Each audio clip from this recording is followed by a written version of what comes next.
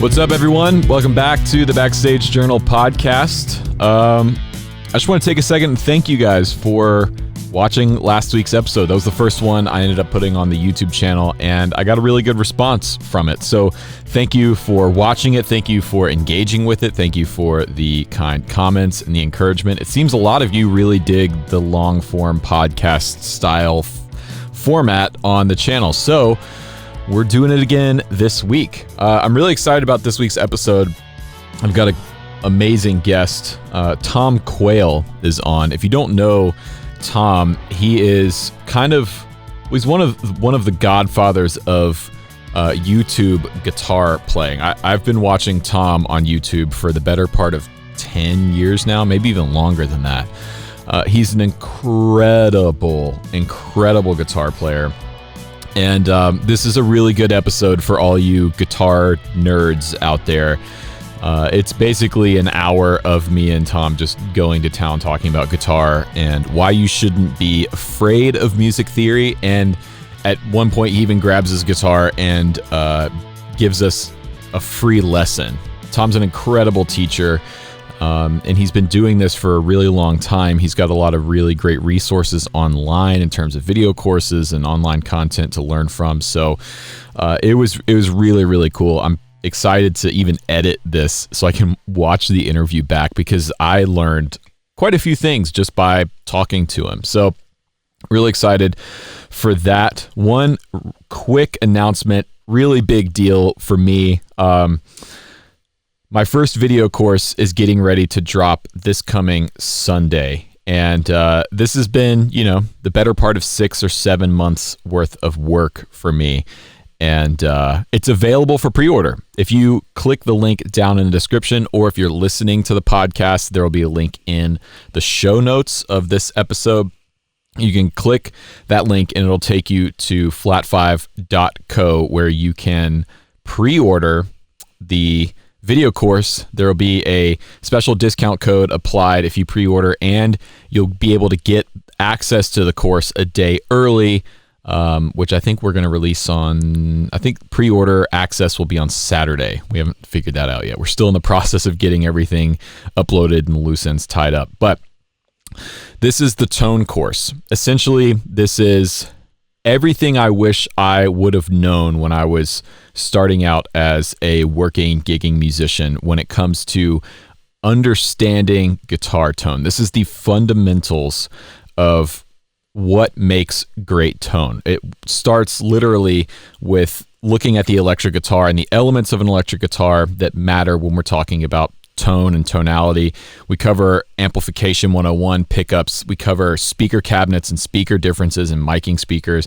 And then it goes all the way into stacking overdrives, how to use fuzzes, how to play when using a fuzz, utility reverbs, ambient reverbs, delay. I mean, it's a pretty full-featured tonal course with over 4 hours of content, actually almost 5 hours worth of content.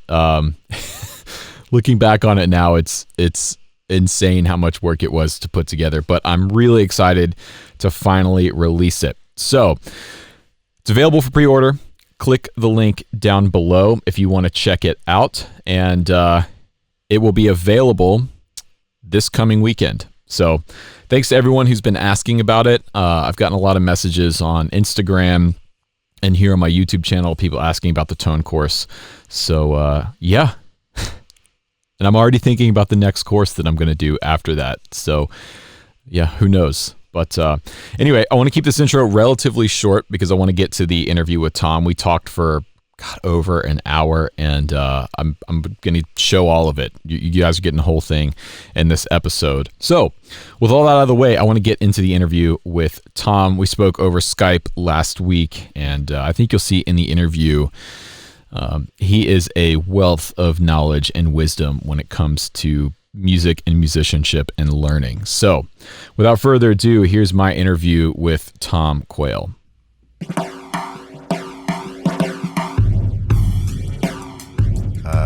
Using the A7 III, although with the cam link you can do that anyway with Skype, I guess, so that's fine because it shows up as a webcam. Anyway, right. Sorry, I'm going on and on about tech. That's okay. Tom, thanks for coming on, man. My pleasure. Thank you for having me.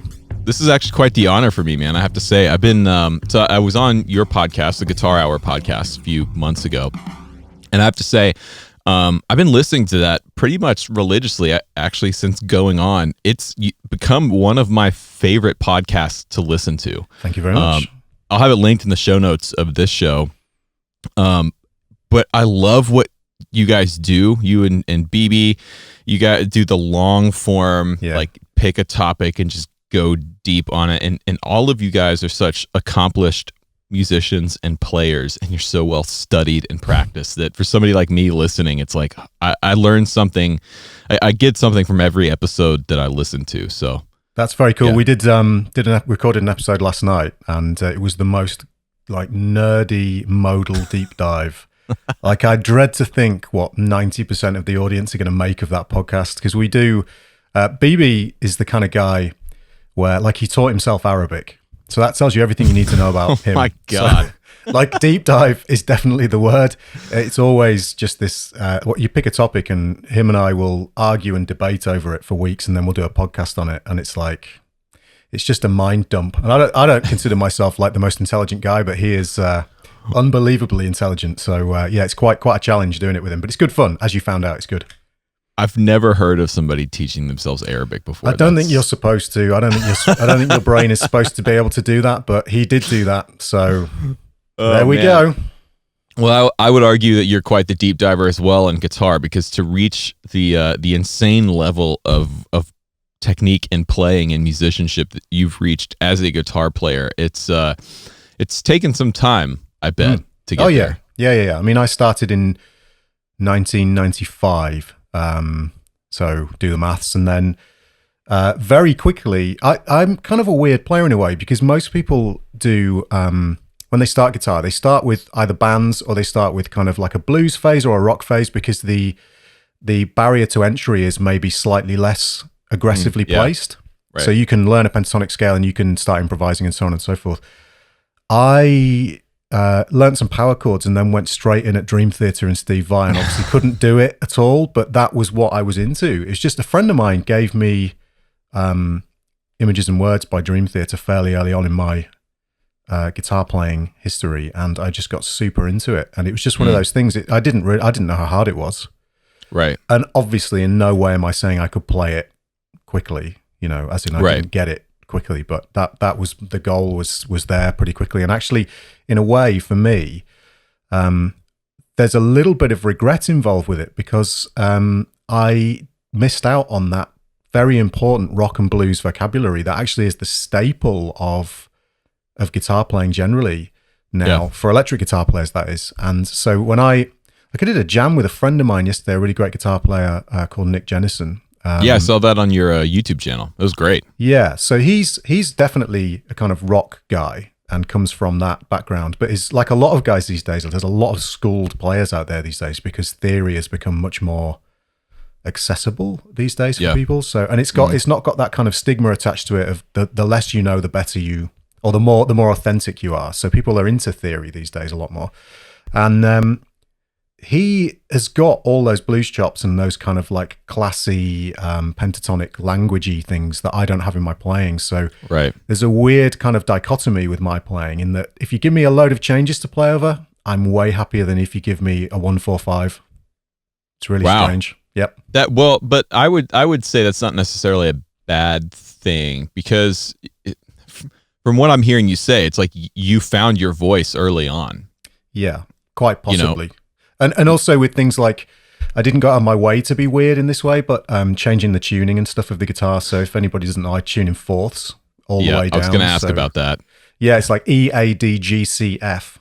And again, funnily enough, there's some regrets with that as well, because when I listen to, like for instance, if we take you as an example, obviously the gig that you're doing, or one of the gigs that you're doing, where a lot of the stuff is kind of session work, and you're doing stuff with singer-songwriter kind of material, and you are writing parts in the studio and you're playing those parts live, and there's a kind of, the guitar is set up to work well from a chordal and harmony perspective for that kind of playing. Right. And whenever I've done studio work like that, which admittedly has been few and far between, which is probably because of the way I play, it's not called for much what I do in that scene. I found that the tuning that I've used, or that I use now, is not conducive to the kind of traditions of guitar, the reason guitar is popular. So in a way, that forced me to take a particular direction that was maybe a little bit different. And again, I don't want to sound regretful at the very beginning of the podcast, like, oh, I wish I'd done something else, but it's not that at all. But when I hear people playing, like you playing such great parts, really musical parts that fit really well with the writing that's going on, that actually is surprisingly challenging to do when you change just 2 strings on the guitar. It's really bizarre. Okay, so I'm glad you brought that up, because that was one of the questions I had for you. Where did that come from, and how did you come to that, tuning in fourths? That's not that common. I don't know any other players offhand that do that. So take me through that. So one of the guys who, by the way, this is a lame story, so I'm going to start by saying something else before I tell you the story. One of the guys that people should check out who does that is a guy called Stanley Jordan, who is very much in the jazz world. And that kind of, the reason guys like him would do it is because from an improvisational perspective, making the guitar properly symmetrical is a really, really useful thing to do. Because if you think about the instrument, if you learn a chord shape or a scale shape or an arpeggio shape or whatever, some kind of, because it's a very shape-based instrument, if you learn it on the middle 4 strings, let's say you learn a C major 7 arpeggio, if you transition that to the top 4 strings or the lowest 4 strings, the visual makeup of it, the shape of it changes. And 99.999% of guitar players just deal with it and can still play really, really well. But if you change the tuning so that the B and the E on the top become C and F, you've got all fourths all the way down. So the interval between every single string is the same, as opposed to that weird thing where, like, guys who don't deal in intervals will know that you tune the B string to the 4th fret of the G string. So you have this weird kink in the tuning, which is why you get all those different shapes. But it's also why bar chords work, and it's why cowboy chords, as they call them, work. Right. All that. This is the thing. All the cool stuff on guitar that is very guitaristic, that makes the guitar such a versatile band-based instrument. However, when you're improvising over complex chord changes a lot, or when you're playing like the legato style that I do, you want to have things be similar in every single octave all over the guitar, because it removes a significant, like talking about barriers to entry again, it removes a significant barrier to entry, because you learn something once and then you've learnt it everywhere. You don't have to deal with this thing of, okay, well, if I'm going to learn how to play a C major 7 arpeggio, I'm going to have to learn it multiple different ways before I can say I even can see it on the fretboard, let alone play music with it. Right. And that's the reason the tuning is useful. But getting to the story of why I do it, this is incredibly lame. I had a guitar teacher for a year and a half. I was always self-taught. I had a guitar teacher for a year and a half who's a great guitar player, a guy called Graham Young from Leeds in the UK. And I always like to mention him because he is a great player and a good teacher. He taught me really well. Yeah. And he tuned in fourths. And I'd never seen it before. And I was at the impressionable sort of 17 years old. Yeah, and like, right. And I couldn't play like he could. And I wanted to be able to play that way. And this kind of appealed to me. I was like, this dude plays in fourths and he can play like that. Maybe I should do that. And he didn't discourage me. Now, interesting, I discourage anybody I teach from doing it. And I'm not suggesting he should have done, but I discourage anybody for the reasons we talked about before. Because if you want to be an employed guitar player, and you want to be versatile within that range of employment. So you might do theatre shows, or you might do, band gigs or top 40 gigs or whatever, or teaching. Then you don't want to do this at all. Right. But immediately my ear was drawn very much to, I've always been drawn to complex harmony, complexity, not for complexity's sake, but my ear just happens to find complexity appealing and interesting. Although these days slightly less so, but back in those days, absolutely. I was obsessed with harmony and crazy time signatures and all the stuff that, harmony nerds and guitar nerds get obsessed with. Right. And it just made that process easier. Simple as that. So I switched tuning because he was my main influence at the time. Then went to jazz college and found that I was learning stuff really much more efficiently than I would have done any other way. And to be honest, it made me feel a little bit more like there was something unique about what I was doing. And I think that is, when you go into jazz college, it's an incredibly competitive environment.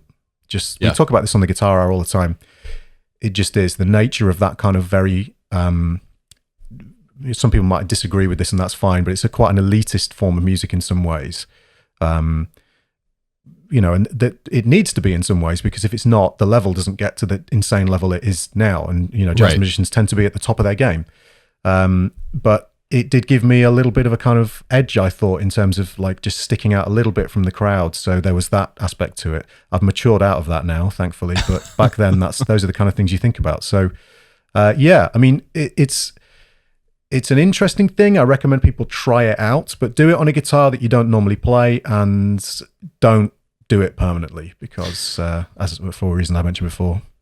I actually like that story, really, because it's a tale as old as time. The 16-17-year-old guitar player, impressionable young musician, finding someone that they really look up to. For a lot of people, it's Stevie Ray Vaughan. And instead of tuning their guitars in fourths, they go buy a Strat, put 13s on it, throw Texas Specials in it, and start raking and, playing super heavily and trying to cop all the Stevie Ray Vaughan licks.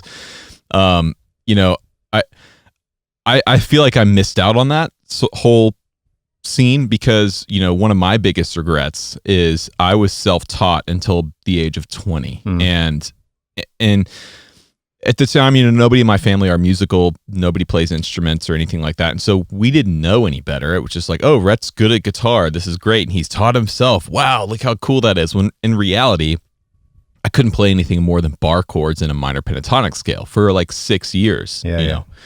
And, I was teaching myself and transcribing stuff without knowing that's what I was doing. But I really wish I had found a great teacher, a mentor early on, who could have just shown me and exposed me to new forms of music. I mean, I didn't hear jazz until I was 20 years old. Yep. And I feel, I'd be interested to hear your thoughts on this, but I feel like, at that point, you've kind of missed the boat on jazz. It's something that most great jazz musicians that I know, they were listening to it and really into it at 12, 13, 14 years old. And I first heard Kind of Blue at 20 and loved it. I love that kind of cool jazz, modal jazz harmony thing, but I didn't hear that until I was really set in my ways as a guitar player. So yeah, what do you think about that for jazz musicians or people that are wanting to get into jazz more seriously? I mean, you absolutely can. Like anything else, you can learn any skill at any point in your life, but you need to be aware of the fact that the biology is possibly against you, because the sponginess of the brain to learn what is essentially, you are learning a very complex language that requires all the elements of any other language that you would have. So there's the minutiae of the language in terms of just where is this stuff on the instrument and how does the theory work? And then you've got the vocabulary that goes with that as well. So taking those pieces of information and playing in the tradition, or it's the same as country music or anything else. But unfortunately with jazz, come back to this idea of the barrier of entry, it's changing scale or key, however you want to analyze it, every half bar, for crying out loud, or every bar. And so the way that you transition through that complex harmony it's just an inherent difficulty. Now, the other thing is, if you want to do it at a high level, I mean, the level these days is so insanely high and has got higher in the past 20 years or so. I mean, it's always been high. You look at the tradition of it. So you look at bebop, it's incredibly difficult, language-based, vocabulary-based. Technique-wise, it's very difficult, high tempos, high barrier to entry. You look at then anything that came after that. So Coltrane, for instance, and the hard bop guys, again, massive high tempos, tons of technique, insane changes, 2-5-1s everywhere, tons of vocabulary. And then you get into the Herbie Hancocks and Wayne Shorters of this world, and then suddenly modal harmonies coming in, and you've got like insane chords and slash chords going on, and you just need to know a load of stuff. There's a really interesting, I hadn't seen this before, and I'm trying not to get too depressed about it, but I don't know if you're aware of Chris Potter, the sax player. Yeah, he's from Columbia, South Carolina, which is where my whole family is from. There we go. So Chris Potter, definitely, like your listeners should check Chris Potter out. He's just, I mean, these guys, they're all in the sort of New York and or the East Coast and the West Coast US scene. They're kind of the cutting edge of music generally, regardless of whether it's your thing. It's hard to deny that these guys are at the cutting edge of what's possible on their instruments. And Chris Potter has always been incredible. Ridiculous. But I heard a recording. There's no video, unfortunately, but a recording of him when he was 13 playing over Coltrane's tune Moment's Notice, which is kind of it's like you've got your giant steps and you've got all of those kind of classic cutting tunes that you're supposed to know as a jazz musician or else you're not the real deal. Moment's Notice is way harder than giant steps, way harder. And he is shredding on this when he's 13. Now, there's not a lot you can do. It's like you're getting to the point where you're thinking, well, this is no longer a level playing field because there has to be some genetics at play here in terms of his ears and stuff like that. So, sure. However, having said that, to play over changes and to play jazz is just a question of learning things in the right order and listening a lot. And as you mentioned before, you mentioned transcribing and stuff, just doing that. The problem with jazz is there's this, you'll be familiar with Wayne Krantz, obviously. Wayne Krantz has this thing that he talks about where with jazz and any complex music, you open the door that says jazz and then you walk through it and there's like 5,000 other doors that you could go to. It's like, which one do I go to? And any of those doors that you open, let's say you open melodic minor scale, there's 5,000 other doors behind that as well. And then you've got to pick like, okay, where am I going to go from here? And it's just door after door after door after door. But that shouldn't be depressing. It should just be kind of inspirational in terms of, right, I can never stop learning in this particular style or any style of music, but jazz has just got so many doors to open. Right. Just always, I guess the thing to do is if you're slightly older and you're learning jazz, just temper your expectations as to where you're not going to be a Chris Potter, right? But you might be able to enjoy yourself playing great jazz music that audiences will love. Yeah. I mean, for me, I know enough. I love jazz music and I love the tradition of jazz. I love, as an American, it's one of few things that I'm proud of this country. You know, it is one of the few true American art forms. Absolutely.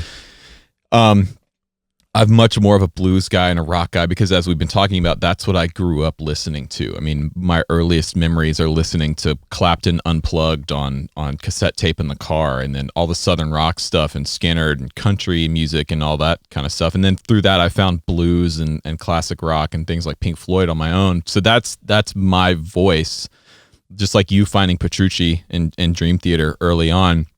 So I would tell people, you know, there's a lot of young players that listen to this podcast and watch the channel and everything. And to them, I would say, like, don't fight it. You know, like, I love jazz. I'm not a jazz player, but I look to implement some of that harmony and some of that language into my playing, much like Robben Ford is one of my favorite guitar players in the world. And I got to see him live for the first time a few weeks ago. He came to Atlanta. Best guitar tone I've ever heard in my life. That doesn't surprise me, yeah.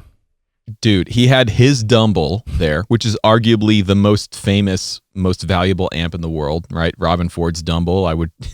Not many amps I think are worth more or more valuable than that, but it was just his Dumble in the room, and he played for an hour and a half, and my jaw was just on the floor because it's so, I mean, his touch, his feel, you know, there's not a question in this. I just wanted to nerd out about Robben Ford for a second. But that whole side of it intrigues me as well, because I come from the school of, well, almost like the school, if you like. So like learning pieces of information. So it's all about, it's sort of ones and zeros in a way. So you are learning, matching pieces of information to get certain sounds. So melodic minor modes and stuff, and how the harmony functions. But in doing so, it is very easy to become so obsessed with the harmony that you forget that when Robben Ford is playing, that stuff is so ingrained and so deep because he's done it for so long that he's just really using his ears and he is feeling and hearing the music, and he's not thinking about any of that stuff. Right. And, you know, I have an inbuilt bias to see that stuff as being incredibly important. Theory, knowledge, you know.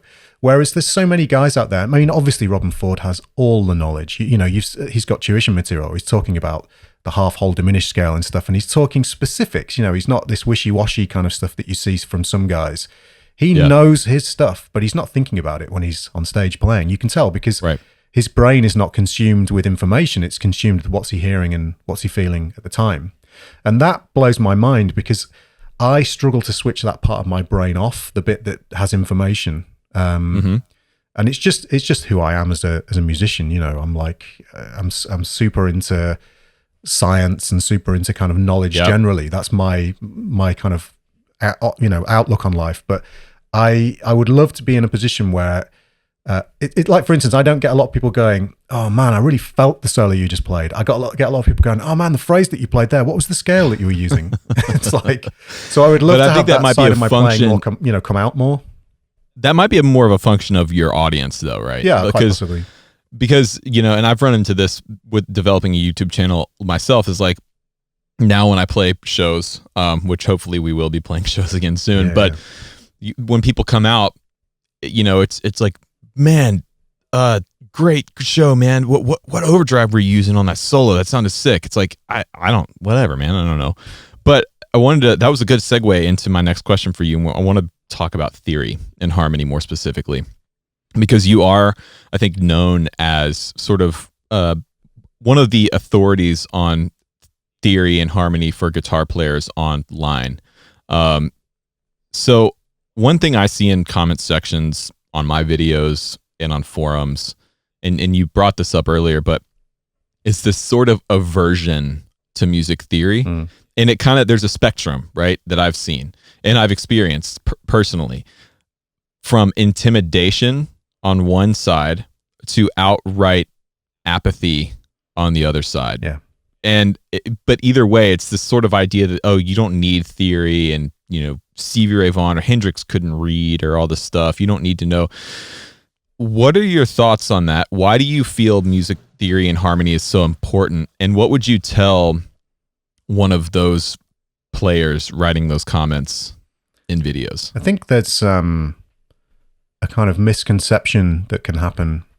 This is very specific to guitar in some ways, because of the way guitar has been taught over the years, and also the fact that there's a bit of a split between guitar and piano to some extent are instruments you can pick up and just play because they're quite shape-based, but guitar is particularly shape-based. So you can do a lot on the guitar and become very good, very highly skilled and employable as a musician without knowing any theory. But I think there seems to be this misconception that, theory can restrict you in some way and kind of restrict your creativity. But also, I think, which is obviously is a misconception. I just don't think that's the case at all. And I'll try and explain why in a second. But I also don't think people realize how much music that they listen to contains what they would consider to be high-level complex harmony. If you listen to Radiohead or the Beatles or Stevie Wonder or Jamiroquai, whether or not, if we take Stevie Wonder out the equation, because he is consummate, crazy level, high-level theory-based musician as well, whether or not these guys knew what they were doing, they are utilizing the constructs contained within music theory to create chord progressions and songs that sound interesting. And understanding why the things that those people have done work and sound the way they do, and why they're great, can be nothing but a superpower for you, because then you can recreate those things with consistency. So, for instance, if you look at just learning what secondary dominants are, just learning how to, am I okay to grab a guitar? Yeah, absolutely. Okay, hold on 1 second. It's a podcast about guitar playing. No, you can't play guitar. If you're playing Little Wing, for instance, if anybody's ever seen Eric Gales play Little Wing, so starting, I'm not going to play it very authentically here, and that's partly a problem of the tuning. But if it starts on somebody check. Yeah, I'm tuning fourths. So you've got an E minor chord of some description. So I'm going to play E minor 9. The next chord is G major, okay? But knowing from a harmonic perspective that you can approach that chord from its own 5 chord is a very powerful thing. It's not complex theory, but knowing you can do that.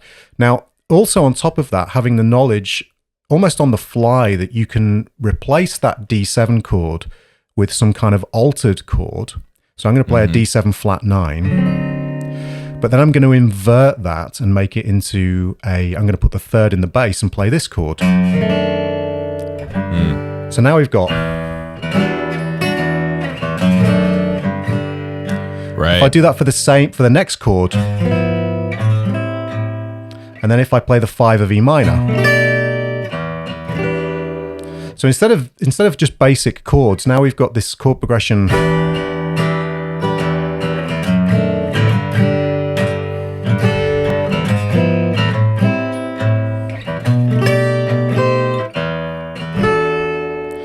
Right.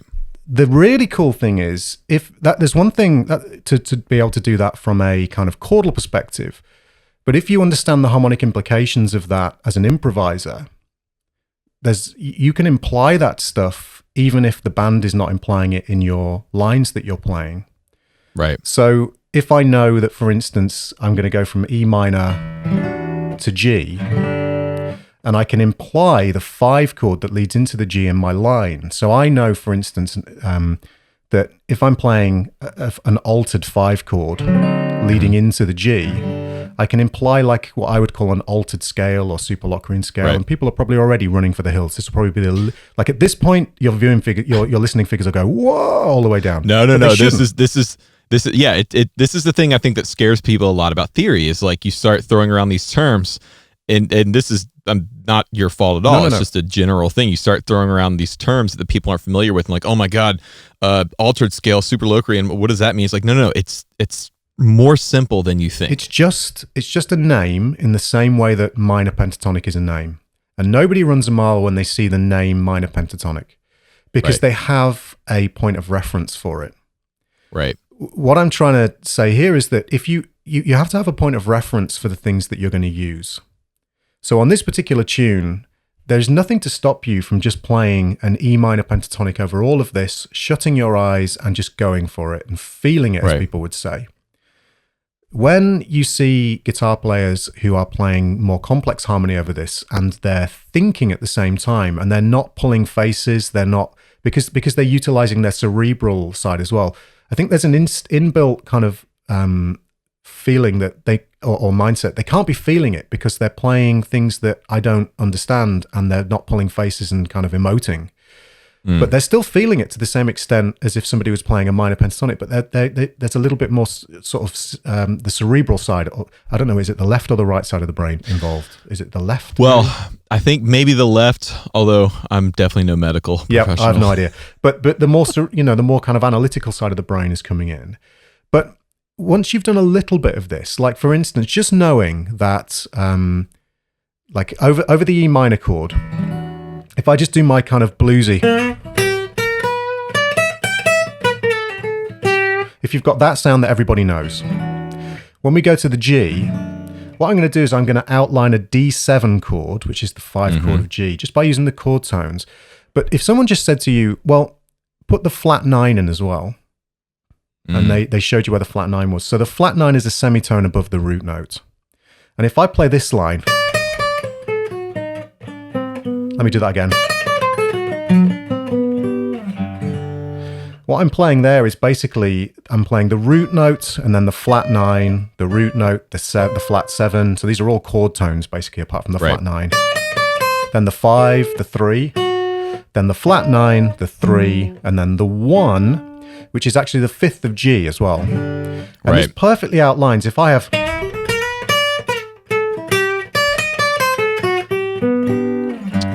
So, I can't sing, but you can hear that resolution very nicely. It sets up the resolution beautifully.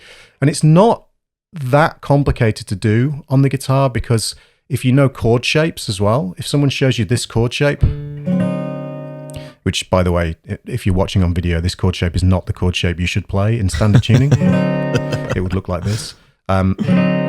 You can take that chord shape, and some people only need to... it's a little bit like the minor pentatonic. If someone shows you a shape, just show that shape to somebody and say, okay, well, think it like, utilize it the way you would use a minor pentatonic, where you just play a shape. Right. You've got that resolution built in there, and you can play more harmony than the song would suggest and get a lot more out of the harmony. It's like squeezing everything you can out of the harmony, and it becomes very addictive in the same way, and this is not a musical thing at all, but in the same way that people do Sudoku puzzles or crosswords or whatever. Right. There is like a puzzle to be solved, and once I think the other thing that people find hard about this stuff is they can't immediately hear it.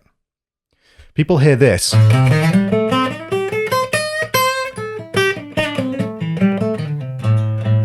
hear that every day. And so they know that sound. But this,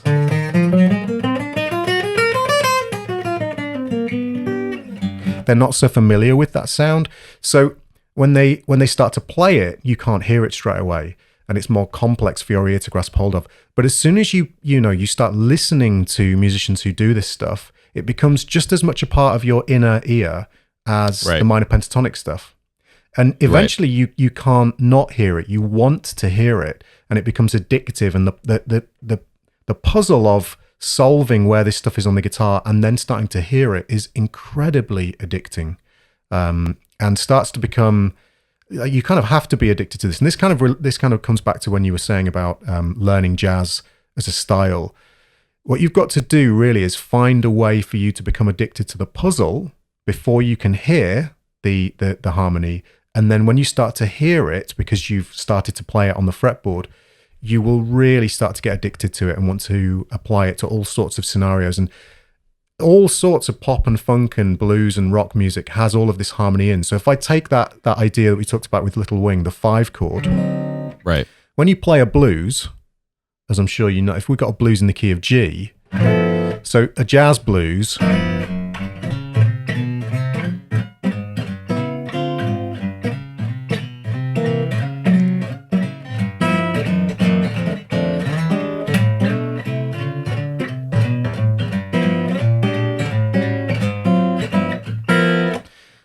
normally on a blues, a lot of guys will use the same minor pentatonic over a lot of that stuff, and some people will use the major pentatonic as well.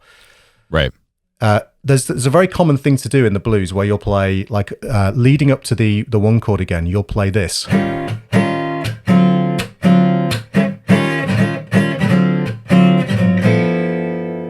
Which is basically I don't know how you would refer to this, but a flat 6 chord. And then a 5 chord leading back into the 1. And of course, you can play a minor pentatonic over all of that, and it works and it sounds great and it's part of the blues tradition. But just knowing a little bit of harmony here in terms of how you can actually utilize this stuff, a little bit of melodic minor knowledge. I won't go into it too much now because it's like, I don't want to scare your listeners off anymore. But just knowing a little bit of harmony that you can utilize to sound like these chords in the same way that sort of someone like Larry Carlton or Robin Ford would do. So knowing that this chord, just knowing a little bit of vocabulary, and then on this one,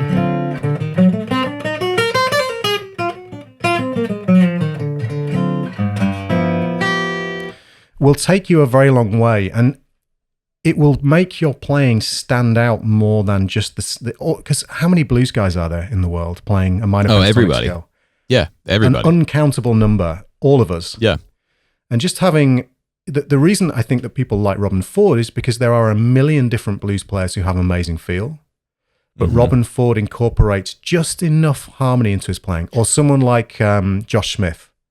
Yes, he's another perfect example of that. Ariel Posen, all these guys, I hear you do some of this stuff in your playing as well. You outline the changes, you have note choices which are not just based around shapes. You're consciously, I'm putting sort of words and things into your mouth here, but do you think that you play that way? You're conscious of note choices and intervals?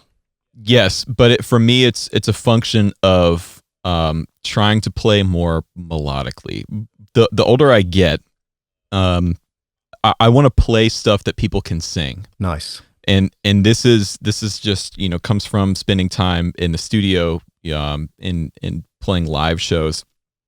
I want to play something that sticks with somebody. And sometimes, if you're taking a solo, like with one of the gigs I play with Noah, we play an Allman Brothers tune, we play Whip and Post, and there I'm improvising, basically in A Dorian, just like, and going for that Dickie Betts, Duane Allman thing.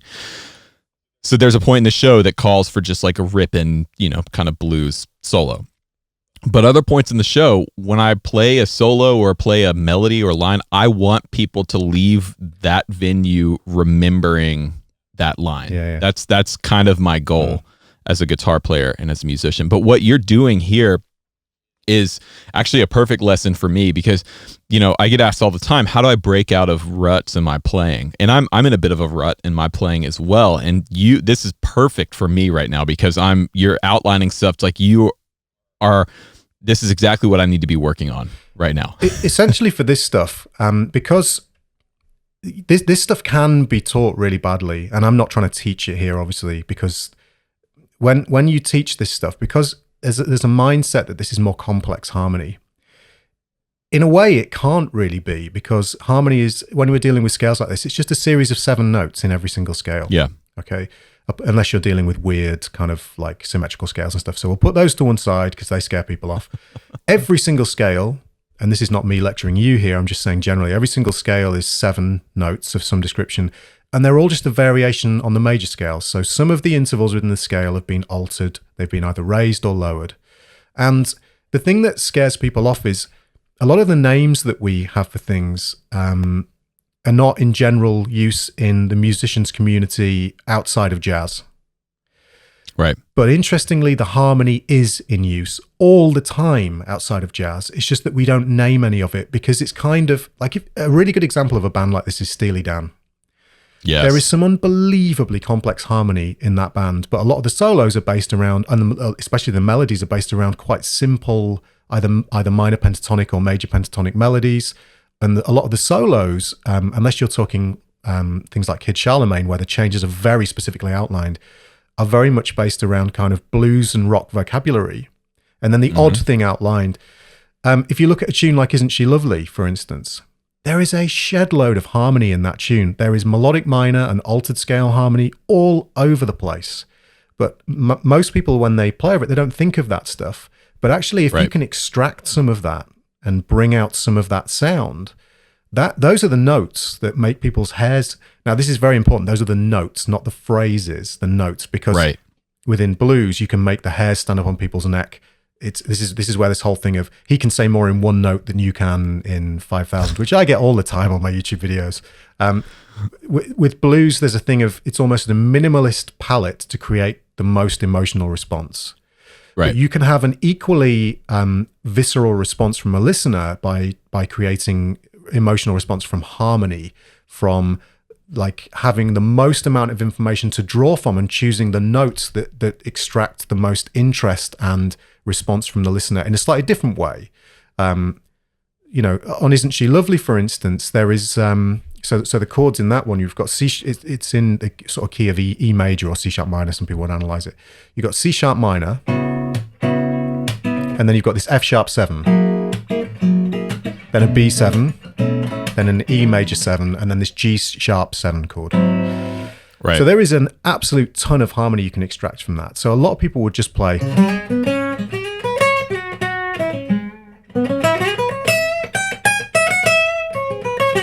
You can get away with that. This is a slightly strange angle to play guitar at, so excuse some fluff notes here and there.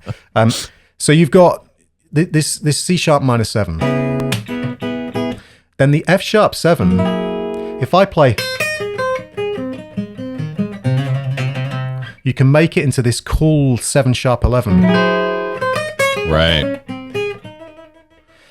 And that note, that sharp 11, when you are doing a solo, as long as you don't do it over and over and over again, is the note that when people go, ooh, that noise that people make, like my wife calls it the jazz noise, when people go, ooh, when you hear this note that is unexpected. Now, if you do it by accident, through a lack of control, that's one thing, and you'll get away with it. And this is where this thing of, if you play a wrong note, just bend up a half step and you'll be fine.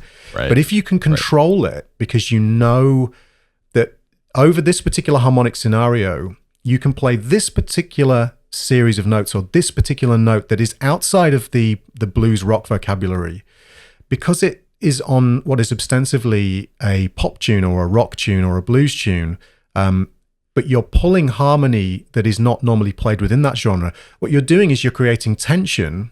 You're not playing outside. There's this common misnomer that you're playing out. You're playing harmonically correct things, but it's a little bit of, again, this pulling from jazz language where this stuff would be de rigueur for jazz, but you're putting it into a slightly weird context. So you're putting this jazz harmony into pop music.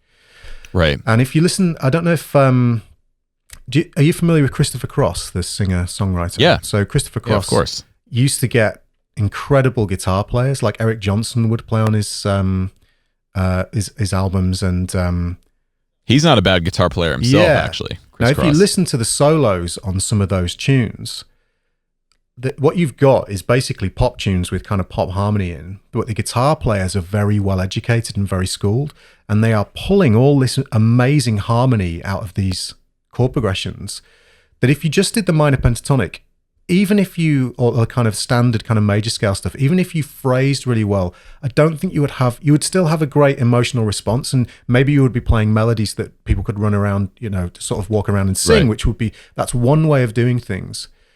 But the solo can also be memorable because of the harmonic content, pulling your ear in a slightly different direction to the way you would expect it to be pulled.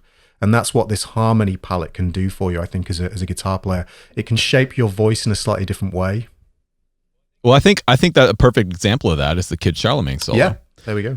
Arguably one of the most popular guitar solos of all time. It is a harmonically complex. I mean, it's outlining the changes. It's not, just a blues scale that Carlton's playing. Yeah. But it's a combination of things. And I think this is important for some people to remember, because when I went to music school, it was not a full-fledged jazz school. It was more of a vocational school, like a trade school for music.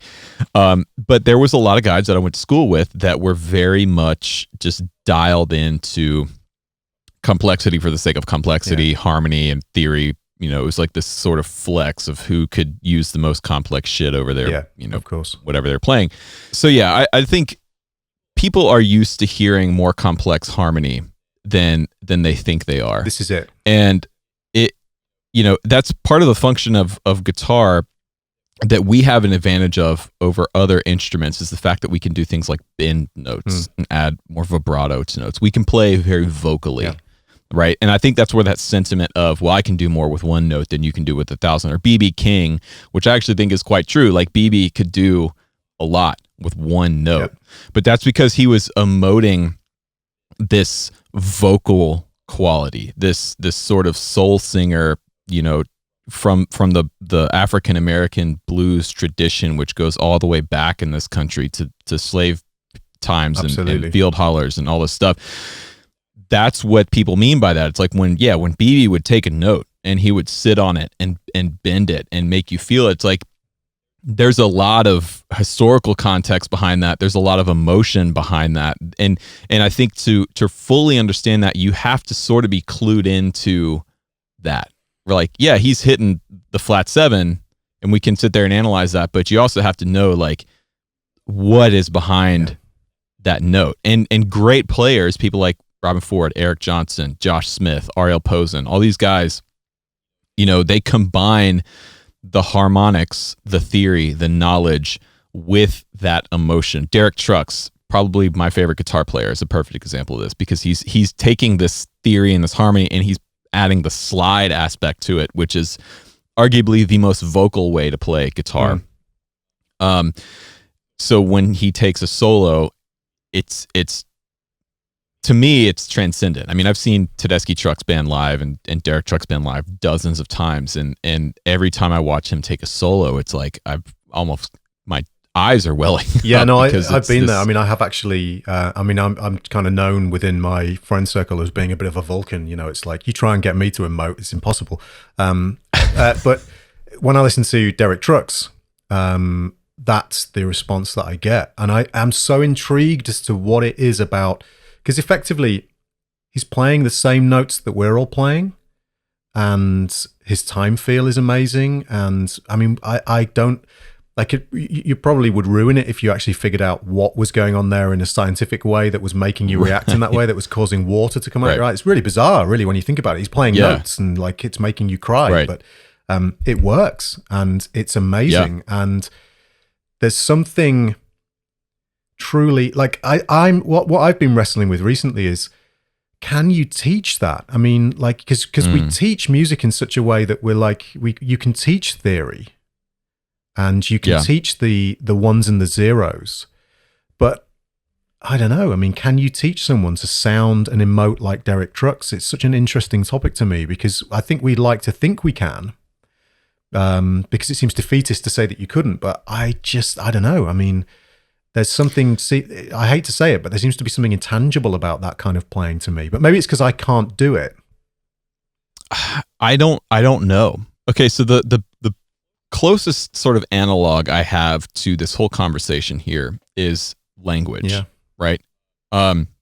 Because pretty much everything we've been talking about, you could apply to any language. The English language, we'll both say, because we both are English speaking, native English speakers. So you can look at theory and harmony like grammar and vocabulary. These are the words you say. Here's how you structure a sentence when you're trying to share an idea, a thought, an expression. And we're so steeped in this, we've been doing this our whole lives, that we're not thinking about the nuts and bolts of like, okay, here's how you structure a sentence. Here's how you structure a paragraph to get an idea out. We just do it, right? But I'm not Mark Twain. I arguably know the English language probably as well, or close to as well as Mark Twain did. There's an argument to be made. Your vocabulary might be wider as well. Right. But I'm not Mark Twain. Yeah. I'm not going to write a story in the same way that Mark Twain did. Right. And I think music is the same way. Like, I could sit down here for the next 10 years with only a slide on my left hand and just shedding, the Dwayne stuff, the Derek Trucks stuff, the everything that he's done. I'm not going to be Derek Trucks. Yeah. Because that's not my voice. Yeah. So in a way, it's like, I don't know that you can teach that. And this is why, for me, over the years, whenever you do, it's like whether you do gigs or whether you play online or whatever you do, you always get criticism from people for what you do. But I always think that the most important thing is to remember that you just have to have authenticity of intent. So if you have intention in your playing, regardless of whether that intention is to really nail changes or whether the intention is to really emote for your audience, or to be both of those things, like a Josh Smith or whoever. So long as you have authenticity in that intent, and you do a good job of kind of being, this is very cheesy in a way, but being the best version of you. So you are, you have authenticity in who you want to be. I don't think it matters, because somebody is going to get what you're doing. Somebody is going to because somebody's going to have a similar set of influences. They're going to be into the same things as you are. There's enough people in the world doing guitar and music that you'll find an audience. Right. But from my perspective, if I did spend all my time worrying about the fact that I don't emote the same way that Derek Trucks does, I would never have developed the voice that I do have, and therefore I wouldn't have done anything. I'd just be a very poor facsimile of Derek Trucks, who nobody was interested in. So I think there's a little bit of kind of confidence involved with having the confidence to follow your own path and your own voice, and not worry about, do I say a lot with one note, or do I need a load of notes to say something? If that's what you need, then you need it. And if you need loads of harmony to say what you want to say, then you need loads of harmony. And if you need one chord and you need one note to say everything you need to say, then that's fine. As long as you're being authentic to what, as I say, to what your intent and what your sound is, I think that's probably the best thing to do. And that's just a journey you go on. You don't know what your voice and what your sound are going to be. Right. And you just have to have some faith that if you keep playing and you follow the path that you find yourself on, that you will get there in the end. Because I think everybody will. And it's a transformative thing, man. I mean, I'm not the player I was 10 years ago. Big time for me. 10 years from now, I won't be the player I am today. Yeah. Hopefully I'll be a lot better. But, you don't have to nail down who you are and your thing, especially in your 20s, man. Like you just don't have to know. Just keep playing your instrument. I mean, I was convinced I graduated in 2002, and I was convinced, to the detriment of my financial situation, that I was going to be a New York style jazz musician. And it was just never going to happen. And it took me a long time to figure out that wasn't going to happen. There was some upset on the way, and an emotional roller coaster, and a very much a financial roller coaster. And eventually I found my own voice and I found my own way. And you settle into, there's like a contentment thing where you have to struggle with who you are as a musician until you find your way and your voice. And even when you found it, you will have days, many days, where you are not happy about who you are, but that's just life, isn't it? You know, it doesn't matter what aspect of your life you pick; those things happen. It's a roller coaster of emotions, but especially at the moment. You know, if you follow that journey and you don't try too hard to mold it for the sake of peer pressure or for the sake of comments from other people, or you know, you just do the things that you enjoy and you listen to the music that you like, and don't worry too much about trying to be something because other people have told you that you need to be that, then I think you will find your own voice. And I think actually you would find, this is me making assumptions here, but I think any guitar player who has a unique voice and has something to say on the instrument will probably feel the same way about that. Very few of these guys have intentionally molded, in almost a cynical manner, have intentionally molded their voices on the instrument. It's happened organically because they've just followed their own path and had faith that that would end up somewhere, and obviously a passion for certain styles and certain ways of playing. Yeah, man, what a great conversation. This is exactly what I wanted to talk to you about. But one more thing I want to talk to you about. Let's talk gear for a second. So I first found you on YouTube like 10 years ago. You're one of the OG guitar YouTubers. It has to be said. You know, I've been watching your stuff literally for probably 10 years. When I was in music school, I found you through, I don't know if you can see up there, but I've got a Port City Pearl Daniel, right above me. Yeah. So you were one of the first guys that I found that was like using one of those amps. And now I want to talk about your thoughts on the modeling world specifically, because you've been an AxeFx user for how long now? 2011 or 12. No, not early, but 2013. Okay. So I've got an AxeFx 3 in my rack back here. Too, yeah. I've had it on loan for a while. What do I need to know about that unit?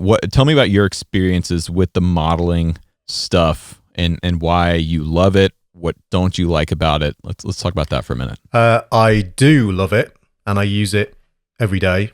But I do have, like, there's a Friedman down here, there's a Cornford down here, there's some Laney stuff, obviously. I've got the Ox, I've got the Wazatune. I mean, I'm like you, I'm addicted to gear. Yes.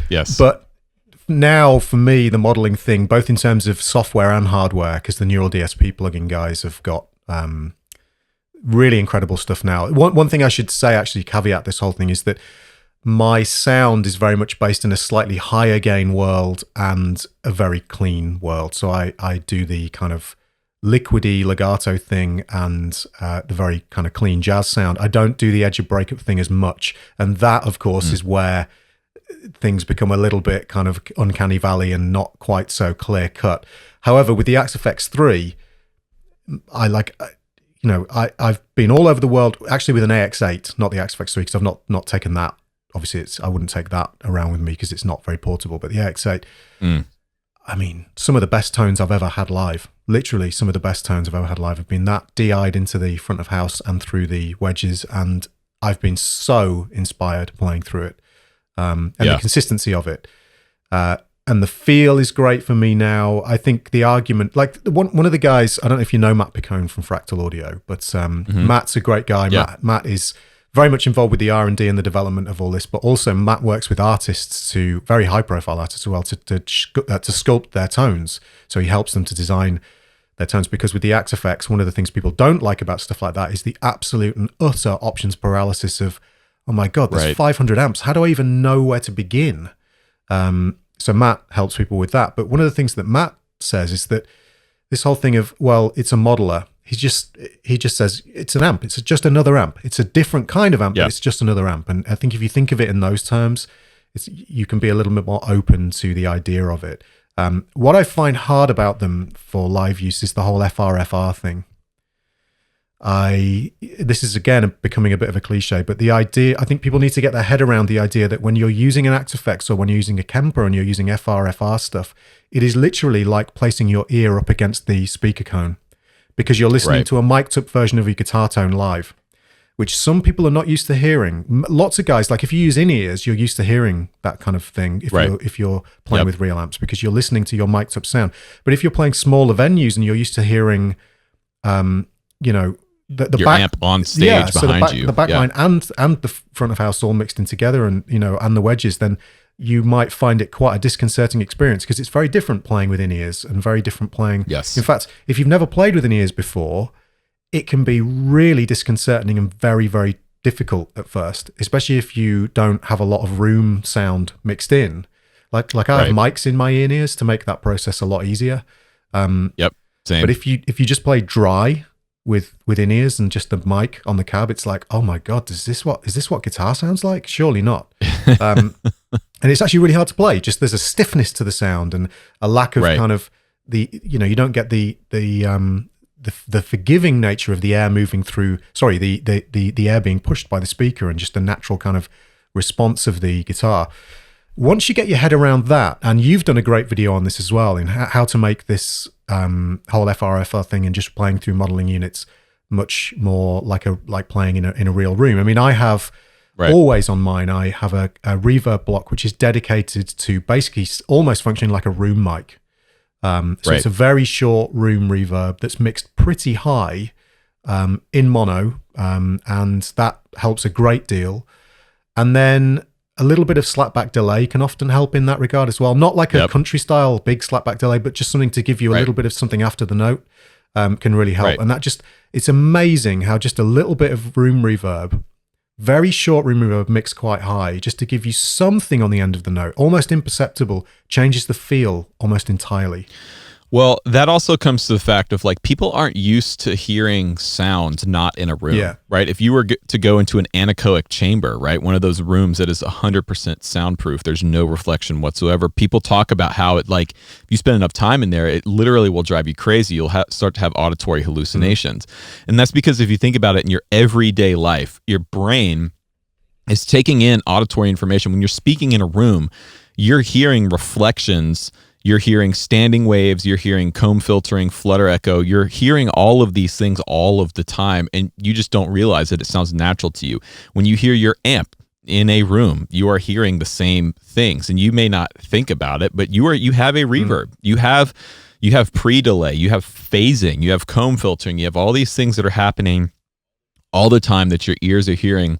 And when it's the same thing as actually playing in a studio. Okay, so like if you're on a session and your amp is in an ISO booth, mic'd up, that's the same thing as having, your AxeFx or your Kemper or whatever with whatever IR you might be using. It can feel stiff and feel weird. And most people who play guitar who are getting into this modeling thing or starting to experiment with it, they're not used to that feeling. They may not have done a lot of recording or used in-ears a lot or anything. And so that's where I think a lot of the criticisms on the modeling stuff of, it doesn't feel right. This will never feel like a real amp, blah, blah. It's like, no, it actually does. This is the thing. I mean, anybody who has that criticism, if they've played in different venues with their own amp, they actually know this feeling already, but from a completely different perspective. Because one of the things I actually really like this feeling, when you take your amp to a different venue and you plug in, there's always this slightly unknown feeling of, you can go into a room and your amp can feel better than it's ever felt before. Yep. And then you go into another room and it's like, oh my God, like this is weird. Something's not quite right here. Now there's a slightly kind of, what's the word? Sort of, I don't know. I can't think of the word now. Like a little bit of a kind of inner sadist in me that I really enjoy that feeling for some reason. I don't know why. I go into a room and I'm kind of excited to see what the amp's going to sound like. Because when it sounds and feels amazing, it's an incredible feeling because you're going to play really, really well. All of those pieces are going to fall into place really nicely for you. But then when the amp, you can take the same amp into a different room and it can feel stiff, it can feel like your sustainer's all gone. The AxeFx is like an extreme version of that because you've basically removed the physical room and you've simulated, well, not even a room, you've simulated just the physical chain of the guitar going into the amp, then through the power amp and then out the cab and into the mic and possibly a preamp as well. But the room has been taken out of the equation. You can, obviously, there are IRs that have room sound built in, or you can get like the back of the cab and stuff like that. So you can do it that way.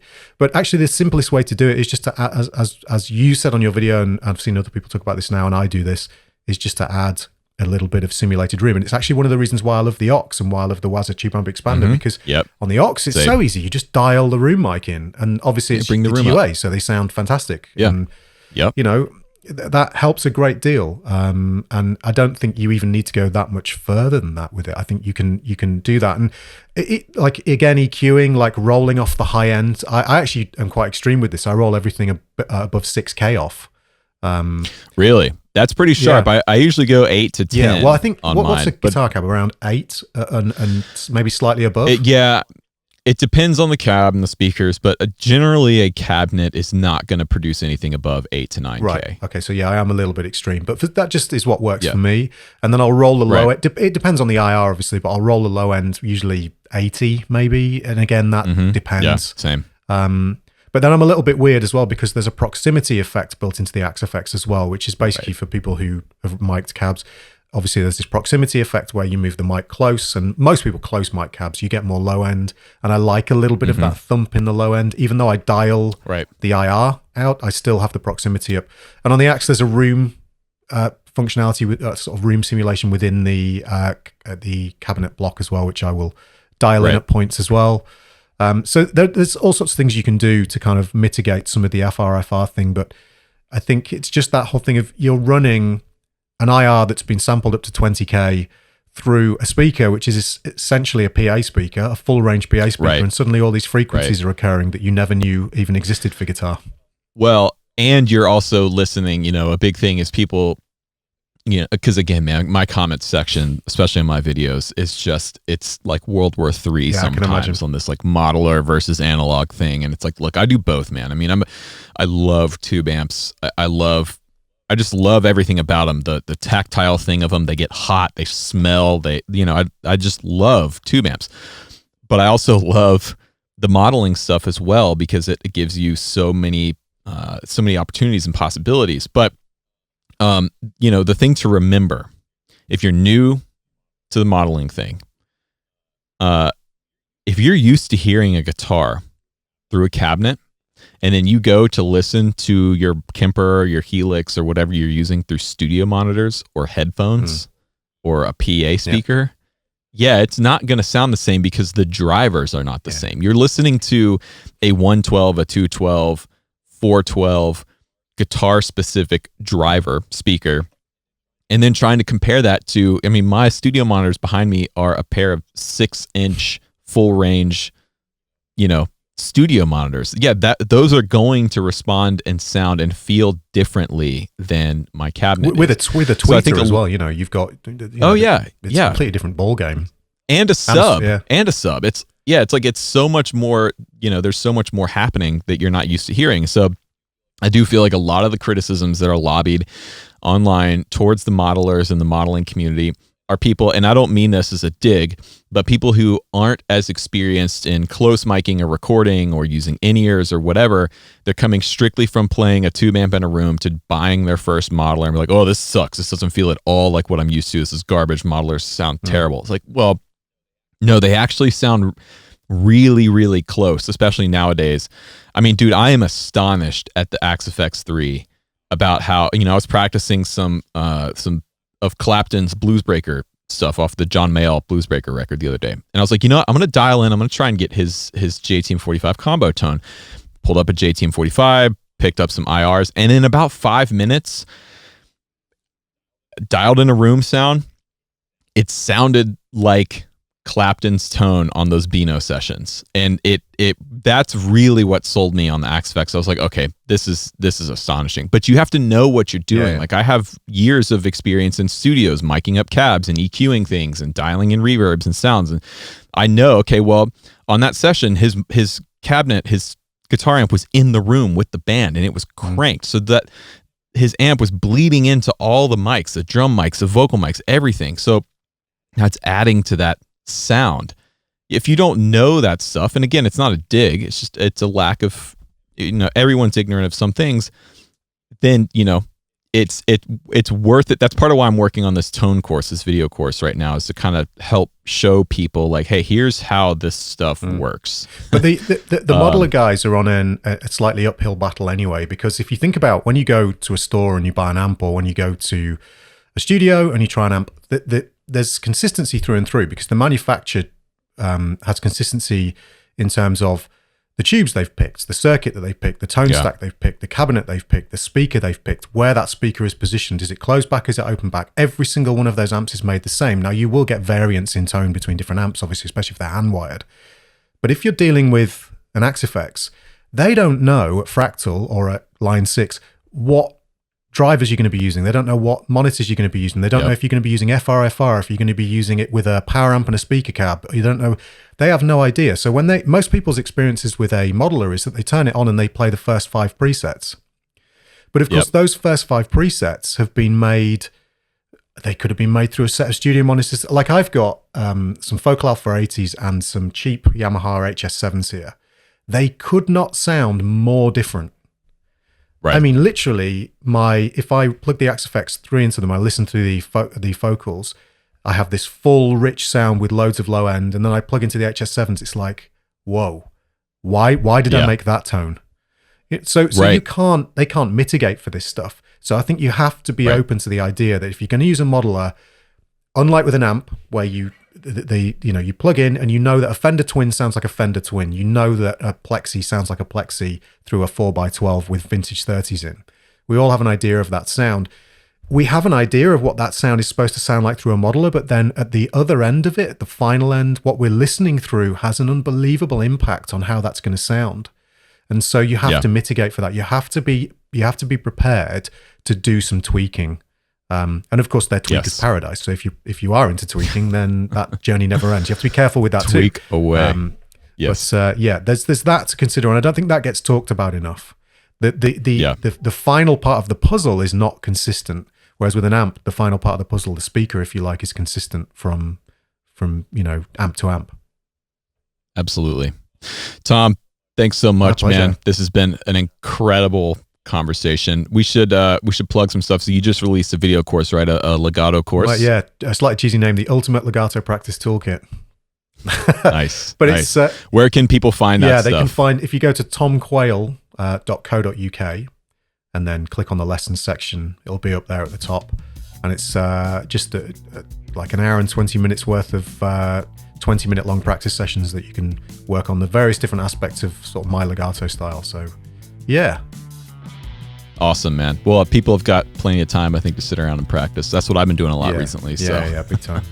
Well, and I want to say as well, I hope everyone's okay out there. So, stay positive. This is, I think we're gonna be okay. Yeah. Stay positive. Stay home. Wash your hands. Social distancing. Exactly. Do it all. So there you go. Hope you learned as much from that discussion with Tom as I did. He really is one of the best guitar players I've ever had the privilege of knowing. If you're not familiar with his work and his sound, his style, you absolutely should dig into his YouTube channel. He's one of the best gear demo guys or instruction guys on YouTube. I mean, the way he approaches making his YouTube content is really inspiring for me, actually. And he was one of the guys that originally inspired me to get into YouTube. And more recently, I've been watching his content specifically on like the AxeFx 3 because I'm trying to learn that platform. And his stuff is so good for that because he knows that stuff inside and out. So if you're not familiar, you should absolutely go check out Tom's channel. I'll have it linked down in the description below this video or in the show notes of the audio form of this podcast. So huge thanks to Tom. This probably won't be the last time he and I do something together here on YouTube or the podcast. So now on to one of my favorite parts of the show. This is the original song listener submission. This segment is sponsored by DistroKid. If you're not familiar, DistroKid is a music distribution service. They essentially take your music that you upload and they distribute it to all of the music streaming platforms. That's Spotify, Apple Music, YouTube Music, Pandora. I mean, God, I don't know how many streaming services there are out there nowadays, but they essentially take all of the guesswork out of that pretty confusing and involved process. And the coolest thing is it's just a flat fee each year, starting at just $19.99 a year. They don't take a cut of any of the royalties that you will earn off of your streams. They also have a really cool feature that I dig called the song split feature, where you essentially tell DistroKid, who produced it, how many writers are on the song, basically who gets credit and their split of the revenue, and they will automatically split and share that for you. So it takes all the guesswork and a lot of those awkward conversations, I imagine, out of the process. So there's a link in the description box down below. If you click that link and sign up through that, you get 7% off your first year's membership. And thanks to DistroKid for sponsoring the podcast. So this is one of my favorite sections of this whole podcast. It's the original listener submitted song. I change the name every time, but essentially what it is you email me a single, a song that you or your band have put together, and each week I pick one to play on the show. So this week comes from Monteith Band. Said, huge fans of the show. We're a band called Monteith, and we're submitting a single we released just a few days ago. We're 4 guys who hail from the Philippines, India, Portugal, Chile, and Germany, but we spend the majority of our lives in Dubai. We recorded the guitars with a Kemper, DI Dark Glass Overdrive for the bass, and drums and vocals at a local university called SAE. This is a really cool song. I'll have the YouTube video linked down below. Now, if you want to submit an original song for next week's episode, send me a link at backstagejournalpod@gmail.com and include a little write-up about the song, about your band, how you wrote it, why you wrote it, and it might get featured here on the podcast. So thanks everyone for listening. Thanks for watching. And if you haven't done so already, be sure to subscribe to the podcast on whatever podcast streaming platform you are listening to this on. And subscribe to the YouTube channel if you haven't done that either. Don't forget to pre-order the video course, link down below. And thanks. I will see you guys next week.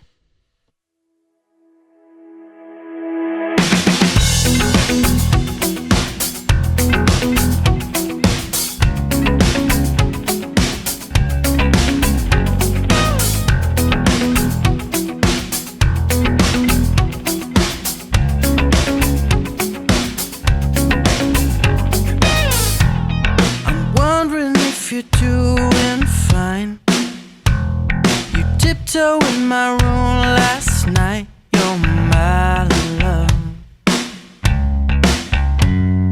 my love. We meet each other when they sleep. Our innocence was lost so deep, but you're my love.